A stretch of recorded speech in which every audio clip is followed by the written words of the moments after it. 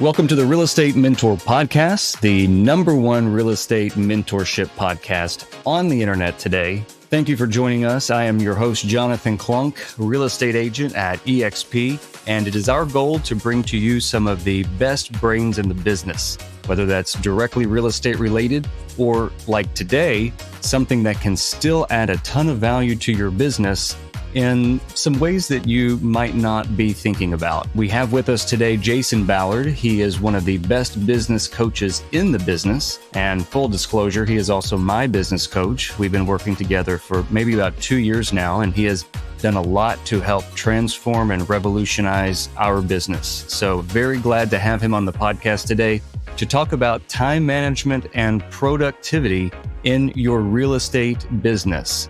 As you might know, it's so easy to get distracted in today's world with family, with career, with, just living your life. And it might cause you to lose sight of your goals. But we're going to help you find actionable topics and pieces today that you can put into your business to bring your focus back into whatever it is that you might be missing so that you can continue to grow that portfolio and maybe retire early if that's your plan.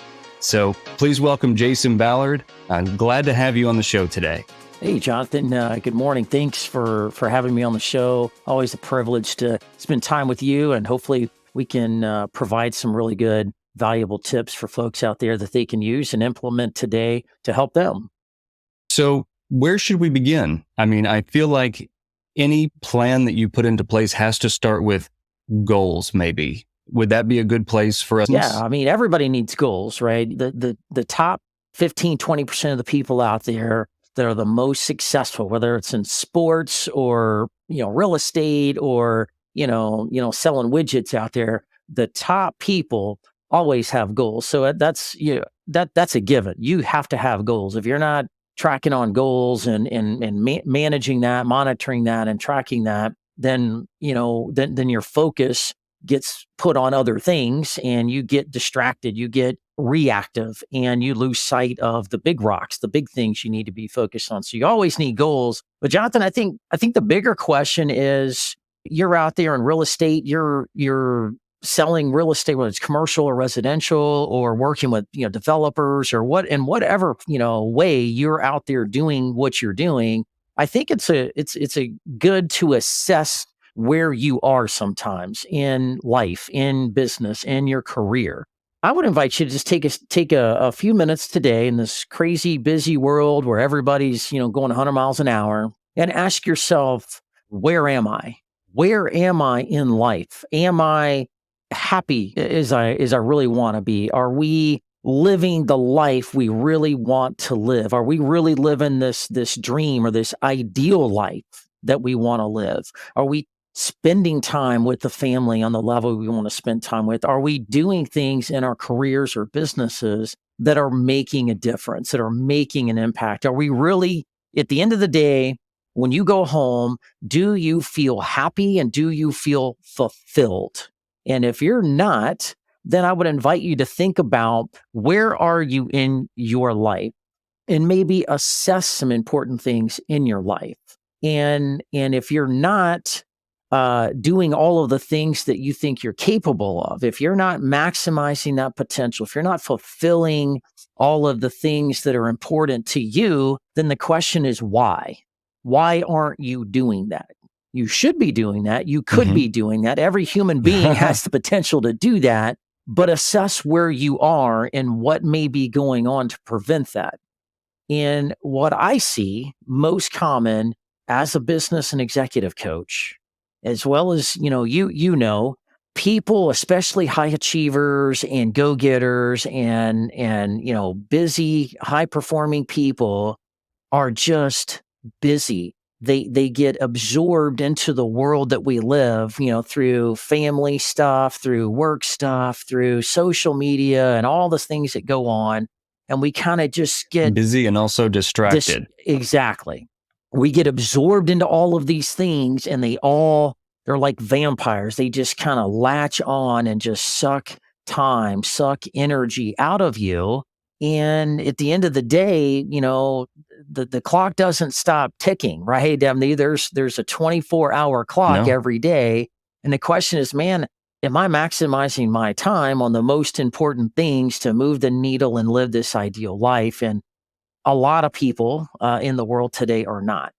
you're exactly right.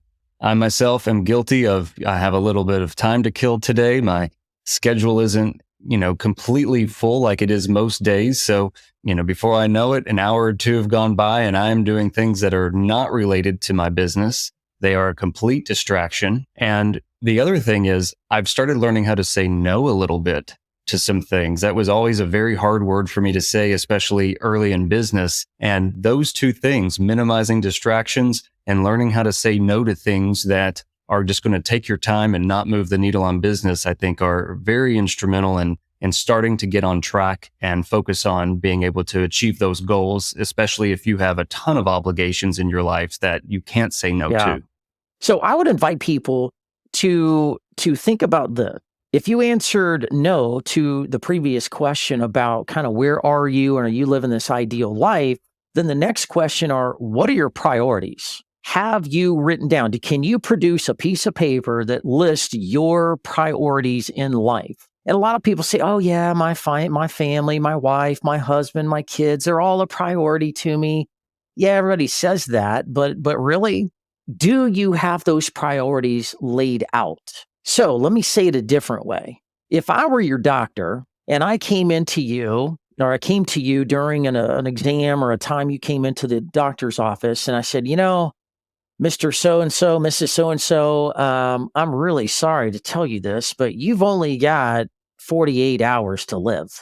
You have some rare thing going on that we can't cure, and you've only got 48 hours to live. Now, if I frame it that way, I wouldn't be on Instagram. Exactly, right? So what would you be doing? What would your priorities really be at that point in time? Some people say, well, man, I'd go ride bulls and I'd go like that Tim McGraw song, live like you were dying, right? I'd go bull riding and jump out of airplanes and skydive and go crazy and do everything I could do to live life to the fullest while I had my 48 hours of life left. Some people say, well, I just hang out with family and we just do barbecues and cook out and just maximize our time as a family. Like what would you do? How would you prioritize things in that moment? And then compare that to what you claim are your priorities today. Most people, honestly, Jonathan, most people don't have their priorities written down, nor do they have their goals written down, which is, really, I think, the starting point of really gaining clarity on the most important things. We call it the big rocks, the little rock, and the sand, right? There's this analogy of, how do you pack all that stuff into a glass jar, right? The only way that works is if you put the big rocks in first, right? The big rocks are family time. The big rocks are, meeting with your top clients and building that relationship with them. The big rocks are the things that are really, really most important, that really move the needle for you, for life, happiness, and success that you define for yourself. The small rocks are meetings you go to, conferences, I don't know, just things you do that are important and nice, but they're not the big rock, right? They're not the most important thing. And then the sand, those are, posting something on social media. Those are more of the trivial stuff we do, but trivial. Well, compared to feel attacked here a little bit. Compared to the other things.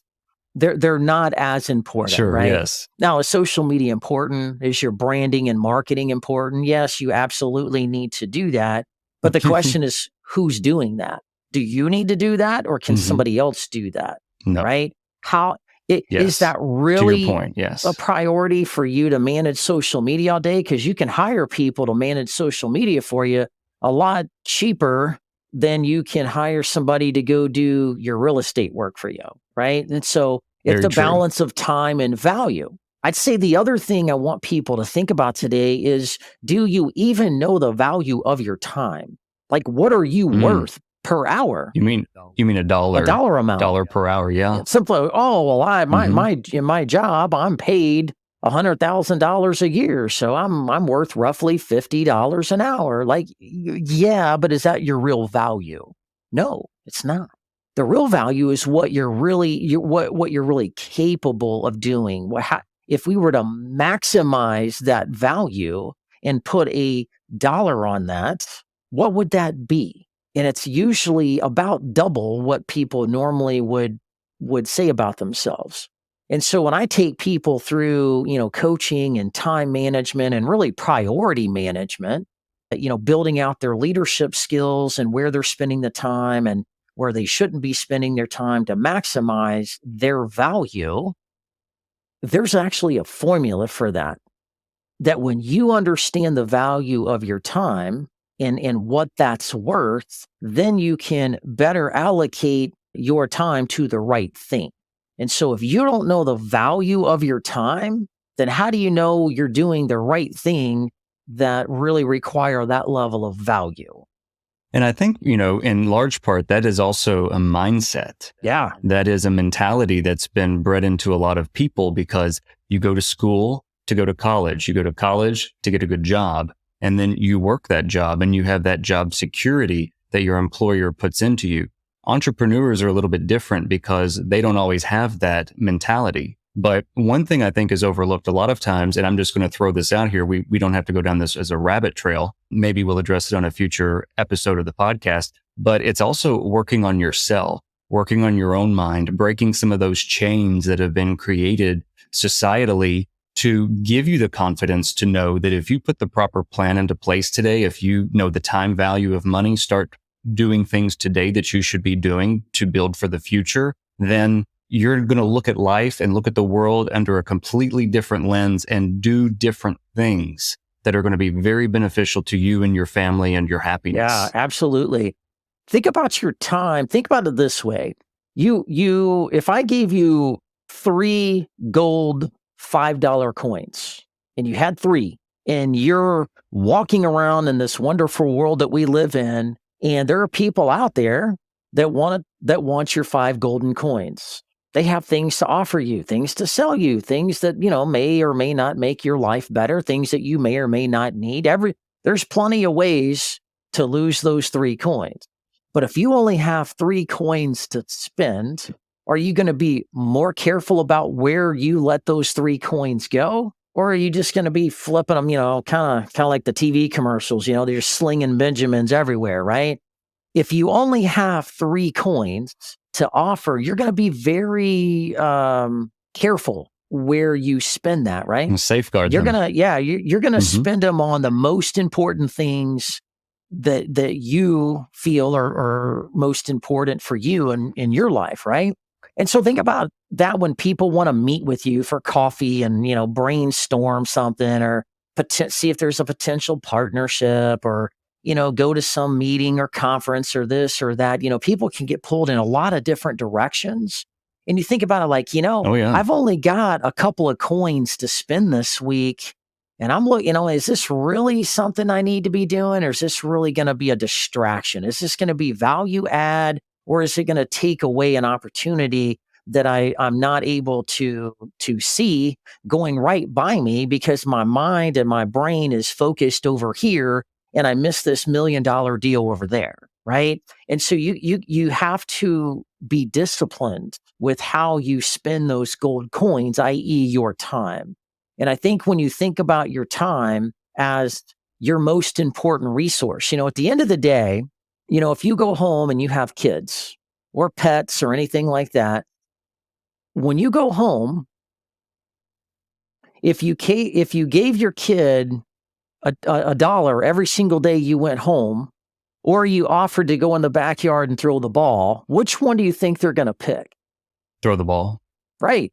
When people at their end of their life, I've got a pastor friend of mine, and he says, Jason, it's the interesting thing about time. We all have a limited amount of time on earth. We all have the same 24 hours in a day. But the number one thing that people say when I'm standing over their bedside in their last few minutes of life on earth is, It's not, man, I wish I would have made more money, or wish I would have had more friends, or I wish I would have gone on more vacations. It's, I wish I had more.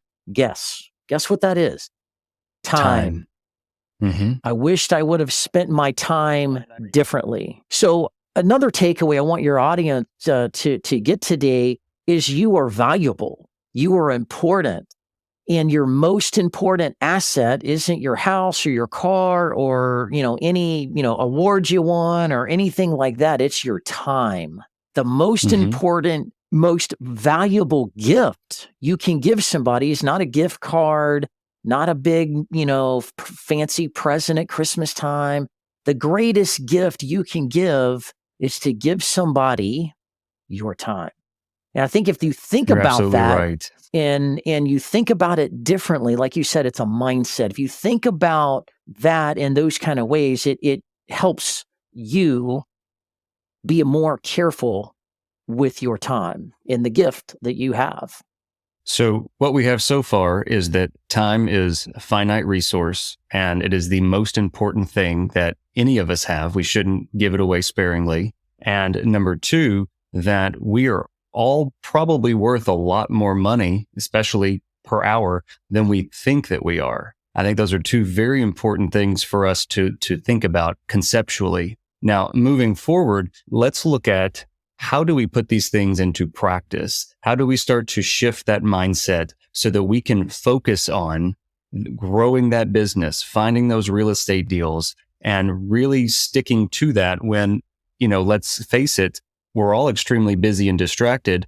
And the opposite side of that is, the more property you acquire, the more assets you acquire, that too is going to require more time from you if you don't build the proper team that's around you. So if somebody's starting today, let's say they have 0 properties or they have 20, and they're looking to start growing that, but they have huge distractions in their life and they're trying to find that focus for, to be able to do what they need to do. What are some things that people could start doing today to start gently moving the needle in that direction? Yeah, man, awesome question.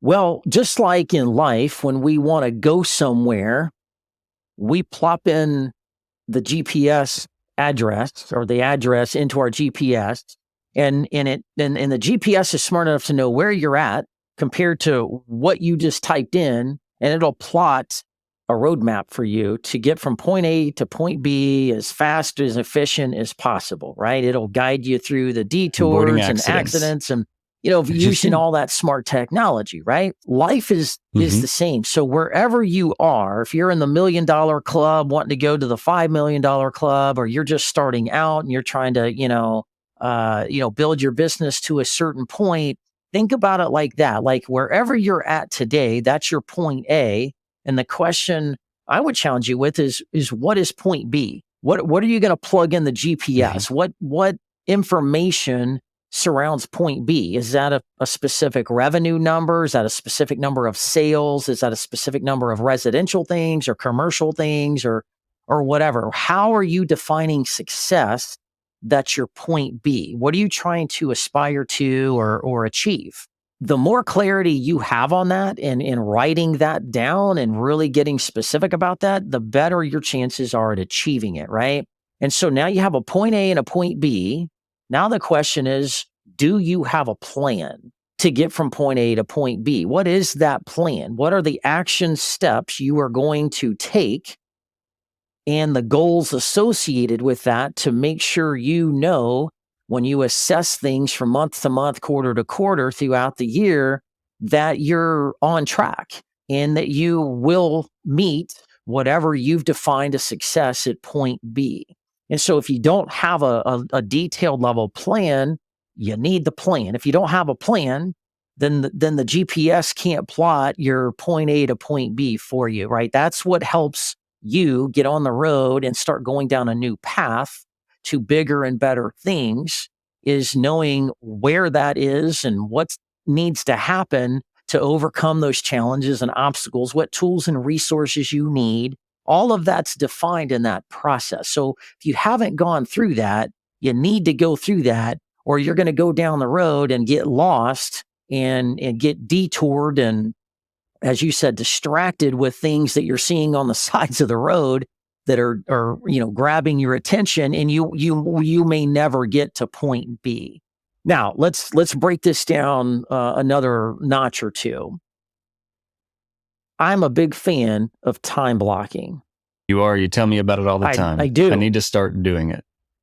I think you're pretty good at it, but as we all do, we can always continue to improve. So if you're not time blocking, meaning you have proactively gone out and written out the 24 hours of your day and how many hours you're going to sleep and how many hours you're going to eat and how many hours you're going to spend with your family and how many hours you're going to do your hobbies and how many hours you're going to do your work, and block that off to make sure that you've accounted for all the important things, back to the priorities of your life, and all of those things are accounted for. If you haven't blocked them off and accounted for them, you're not going to do them.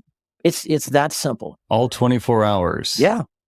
All 24 hours. So I assume that probably starts with having a good morning routine. Absolutely. I'm going to wake up at X time. I'm going to take 20 minutes, to do all the things I need to do. I'm going to work out from this time to this time. You might have meditation. You might have book reading. You might have journaling. Some of those things in the morning, you're going to block all of that off. Just block it off. I'm going to get ready from this time to this time. I'm going to be at my desk by this time. And then here's what I'm doing today. Absolutely. That's exactly right. A little bit of my personal time blocking is I'm an early morning guy. So I'm a military guy and all that kind of stuff. So I get up about 6 o'clock in the morning and I'll do some prayer time and quiet time and just some reflection and kind of get my mind, going. And then I hit the gym and I work out.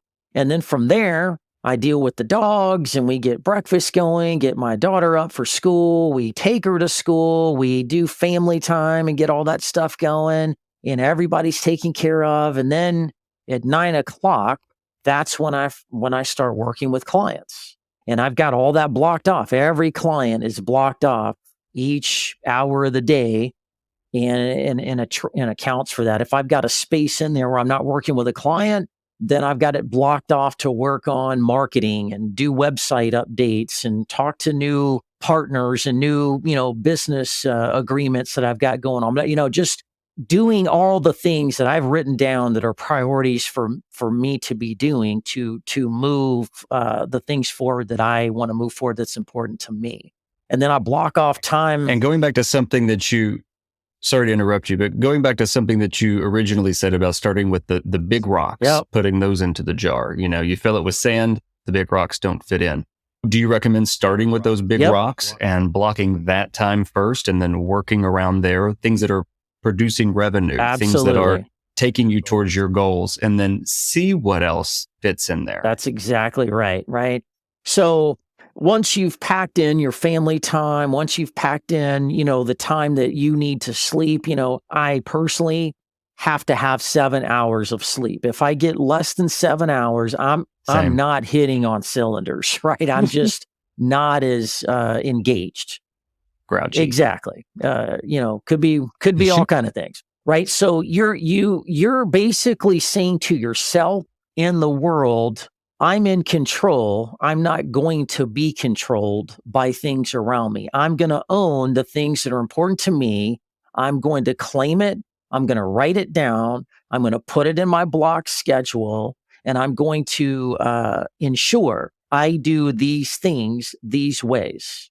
And then name it and claim it. And claim it. Just own it. And whatever, when you start breaking down the work stuff, where's the most important place you need to be spending your time? Probably with your clients, probably out talking to other people in business that can connect you to clients and be a resource for each other, and partnerships and alliances and all the things that really you need to be doing holistically to build your brand, build your, brokerage, build your portfolio. There's some, probably 5 to 10 things that are probably the most important things that you've got to just plug into that schedule and be disciplined to doing that every day. Mm-hmm. Discipline. I think that is the key word. You can time block for a week, but that isn't going to do anything if you're not disciplined enough to do that week after week after week. That's right. what is going to produce results. I talk to people all the time. I had a client one time, and he's like, "Oh, I follow I'm disciplined. I follow my calendar. Everything's in the calendar, Jason. Everything's in the calendar. I go through the calendar. It's busy. It's full all day, and blah blah blah blah blah." And he was really animated and excited. I shouldn't say excited, animated and frustrated with some things that were going on because he missed out on some really big deals. He wasn't even invited to the table, but according to him, he was the industry leader, best person in this area to do the things that they were doing. And he didn't even have a seat he didn't even know things were going on in that space until after the fact. And he was frustrated. We're the leader in this industry. We should be invited. There's this bias here and they're not doing, and he was making excuses and griping and complaining. And I kid you not, Jonathan, we're on a Zoom call and he's, so I started asking him about his calendar and kind of where he's spending his time. I'm kind of drilling into this a little bit because I know something's off, right? Because share your screen. Let's take a look at that calendar. And so I didn't even have to do that. Here's what I could not have scripted this any better. During our time together on a Zoom call, there's this quick knock at the door, immediately followed by the door opening, and I could see the door off to the left. People barge in, "Hey, boss, I need you to look at this. I need your approval on that," and da da da da da. And they start just talking, and they're going 100 miles an hour, and he's looking at me, and he's like, "Well, is this like urgent? Is this like an emergency?" And they're like, no, just when you get it, blah, blah, blah. And he sat there and I just sat on the call and just sat back and just watched. And he went and talked to him for 5 minutes. He shuts the door. The person leaves. He said, "I'll get back with you later." He gets back. "Sorry about that, Jason. It's just busy time, blah, blah, blah, blah, blah." And I kid you not, 10 minutes later, it happened again. And then 15 minutes again, it happened again. And so after the third time, I looked at him, I was like, well, I'm not a genius on the genius scale, but I think I figured out the problem. And he's like, "What? What is it?" "You're spending your time on the small rocks and the sand, man. I said, "So who's the best person to be in front of these really big clients having a seat at the table that you claim you need to be at, that you're not getting the invite? Who's the best?" "Well, probably me." I was like, "Why you?" He's like, "Well, I know that I have the most experience and I know more about things and I can talk at these levels." And I said, "Okay, so out of everybody in your group, you're the best guy to do that. Okay. Who's running those meetings? Who's in charge of these efforts?" He names off the names of the people. These are high, level business people. I was like, "So do you know these people?" "Well, yeah, and I've met them. We've talked, I said, "Well, when's the last time you've sat down with them? Like had lunch, breakfast, coffee, a meeting? When's the last time you engaged with them?" He's like, "Well, I don't know. He was thinking about it." I was like, "Well, hey, you say you got all this stuff in your calendar and you go by the calendar every minute of the day. Let's look in the calendar and do a search for those names." It was well over a year. Well over a year. I was like, "So let me get this straight. You're saying you're missing out on hundreds and millions of dollars of major project, construction, engineering, architectural, projects that you're working on. And you're the only guy that can close these deals and have these big conversations and be the thought leader. And you're the only guy doing it. And the people running the show, calling the shots, making the decisions, you're not talking to them for a year, but yet you're complaining you don't have a seat at the table and you keep getting interrupted with small fry, little rocks and sand pebbles. I don't know why you're missing out on these $1 million deals." And when I said that to him that way, he looked at me on the screen and his face just dropped. He put his head in his hand and he started rubbing his head. He's like, "Jason, holy crap, you're right." You gave him a real life parable. oh my God, how did I not see that? I said, well, Mhm. good on you for putting everything in your calendar and you packing your calendar full and getting a bunch of stuff done. I said, but this isn't about how many things you can check off the list every day. This is about the Right. crap you put on your calendar in the first place. And is that really a priority? The calendar just helps Quality you over quantity. the calendar just helps you execute your day and stay on time. That's time management. But it's not priority management, because if the things aren't on that are on your calendar aren't the biggest rocks you need to be dealing with, like building relationships and talking about, things in this industry with the right people that are, moving and shaking out there, then really you're just busy being busy during the day, being pulled into small fry things that are well below your value. And those are distractions. Those are distractions that have ripple effects that probably go much deeper than anybody Absolutely. ever expects. Absolutely. Because the time it takes to refocus, to figure out what you were doing again before another distraction comes, you're losing hours and hours a day and weeks, probably every year, by not being able to minimize these distractions. And time blocking is a great resource. I think that everybody should be doing it. I'm going to start implementing that into my schedule today, hold myself accountable. It sounds like beyond that, besides time blocking, it's going to be then time management, making sure that you're doing the right things. So, going back to the focus of this podcast, which is about encouraging productivity and doing more and staying focused there, let's talk about somebody who might have a job and is trying to fit in being a real estate investor as well. And this can apply to stocks and managing your portfolio, things like that. What are some things that people should be doing to make sure that they can balance maybe career and this real estate side hustle that they have? That is a really super relevant question in today's day. And it seems like everybody's got a side hustle. Everybody's got taken advantage of some of these opportunities in the world, post pandemic to build some kind of side hustle. And it seems like a lot of people are doing this. And so I would invite folks in that situation that have a, kind of a day job, if you will, a 40-hour week working in a company, a brokerage, or whatever that may be. And then they've got some other things they want to do on the side, whether it's podcasting or other developmental things, in development type work in real estate or whatever that may be for them. Why are you doing the side hustle? Like is everything, are you in the right place in the right time in your day job? Or are things just not going well in the day job and you're looking to make a transition and this is just a slow on ramp to see if something's going to work and maybe you'll transition later? Are things going really well in your day job and you just want to do more stuff?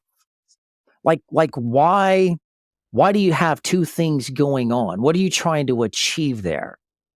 When I work with investors, I think what I hear the most is that they want to replace their income through passive real estate income so that they can leave their jobs and focus more on growing a real estate portfolio. Or it might be for retirement as well. But, I think it is very important to find that why and then figure out how you're going to get there throughout all of those other obligations that you have. Yeah. Well, side hustles are good and you can do really well with them. And real estate obviously is a really, especially in this day and age right now, is a really good place and there's multiple ways to invest. I know I'm talking to the expert here. Multiple ways to invest in real estate and create passive income for yourself, which is always a goal, right? If you interview 100 millionaires, there's one common thread. All millionaires have at least a minimum of 7 revenue streams. A lot of those are passive and some of them are more active, right? So great way to go. But again, what are you defining as success in the passive income space? What needs to happen for you to do that? Are you even informed or educated enough in that space to even know how you need to compete in that space and what a good deal is for you or not, right? Some people are throwing money into the syndicated side of things, right? And they don't really understand how that works. It's just an easy, cheaper way for them to, get into real estate and earn some passive income.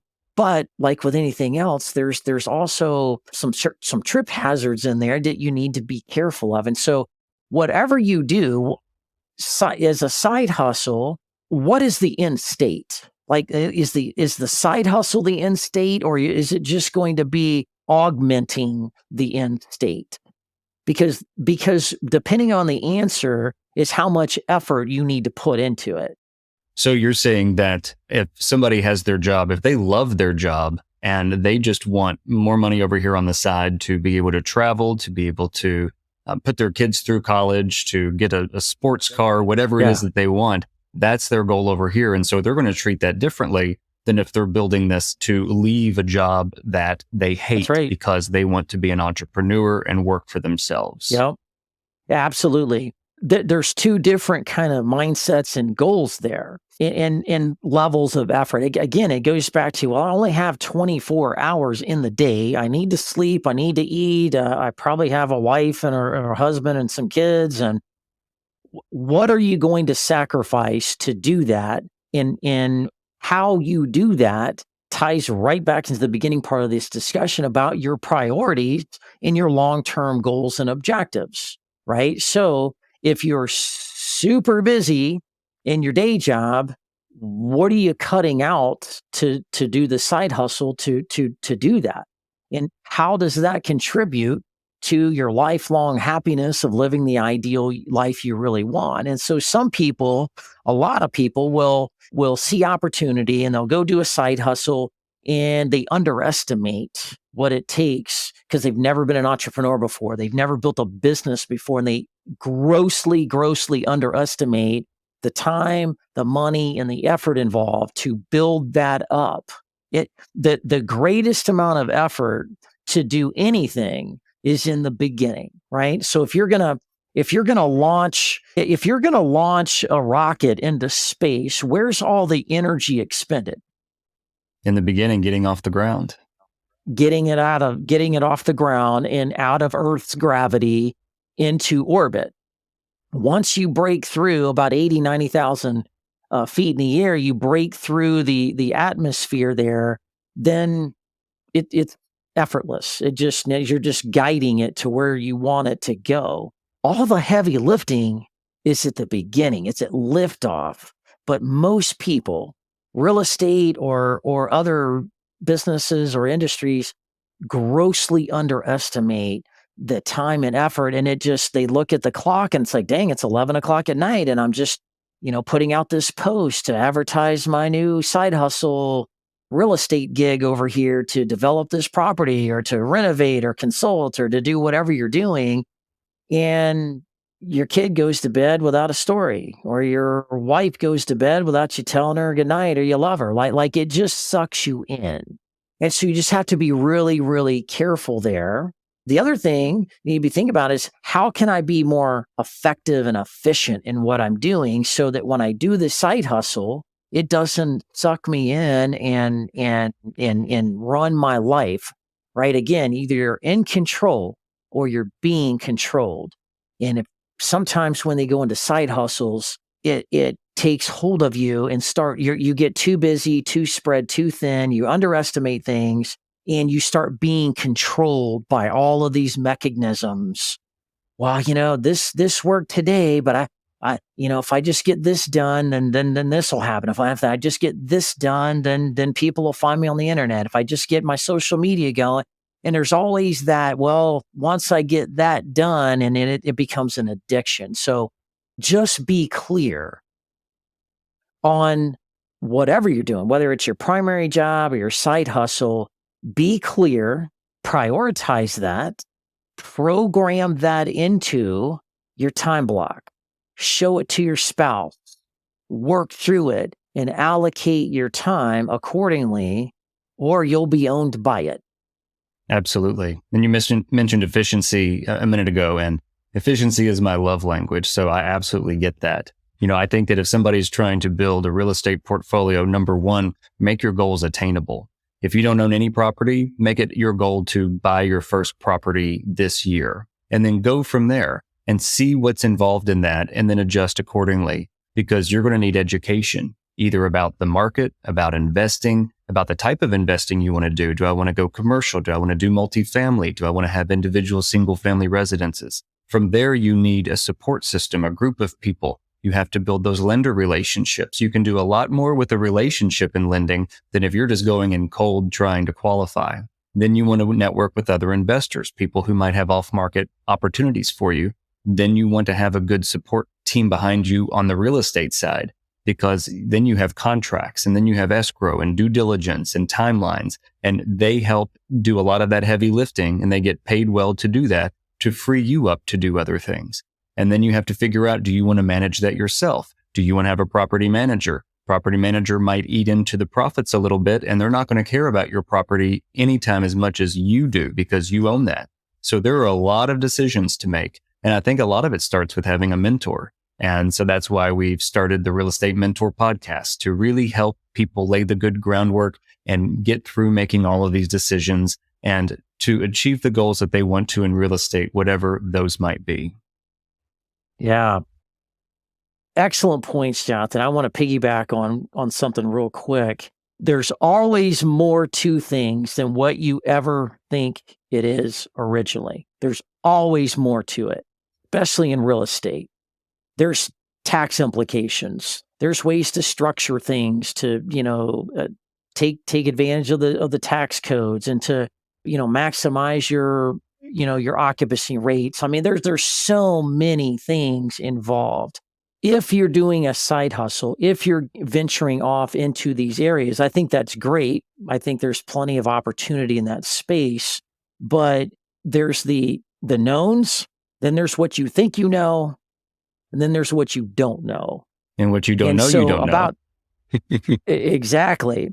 And so most people go into things normally, knowing about 20% of what they really should know. They think they know 80 to 90, but they really only know about 20, 25. And so inform yourself. The best thing you can do in life, in addition to prioritizing and valuing your time, is being informed so you can make the best quality decisions for you in whatever it is you're trying to do.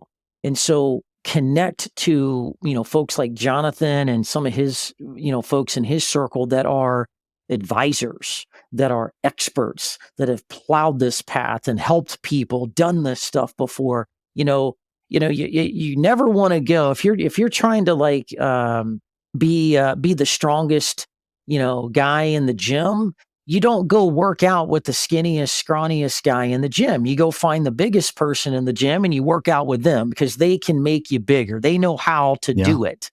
They've clearly done it. If they're 300 pounds of muscle, they've probably figured out a few things, right? Same in business or career-related things. Find the best. Find people that are successful, people that have been there and done that you can connect with and be their protege, mentor, all these things, and get informed. Talk to different people that surround the legal pieces, the tax pieces, the various real estate, components, and get informed as much as possible so you can make the best decisions for you. And I think you'll do really well if you do that. Absolutely. Well, Jason, thank you so much for being on the podcast today. Jason, as I mentioned, is an amazing business coach. If you're in business or you think that you want to take your business to the next level, if you're an entrepreneur, business owner, reach out to Jason on his website. That is soarhighercoaching.com. Schedule a free, quick introductory session with him. Talk to him. See if you two might be a good fit for each other. Jason is also the host of the Soar Higher podcast. You can find them on Instagram and also on his website. Download, listen to those things so that you can continue getting excellent advice just like this from Jason on a more regular basis. It will definitely help you in your business. So thank you all for joining us today. I'm Jonathan Klunk, Realtor at eXp. You can find me on Instagram at Top Louisville Realtor. I hope that you enjoyed this information. Give us a 5-star review and definitely follow us if you want more information like this every time we put out a new episode. And each one is going to get better and better and better. Have a great day.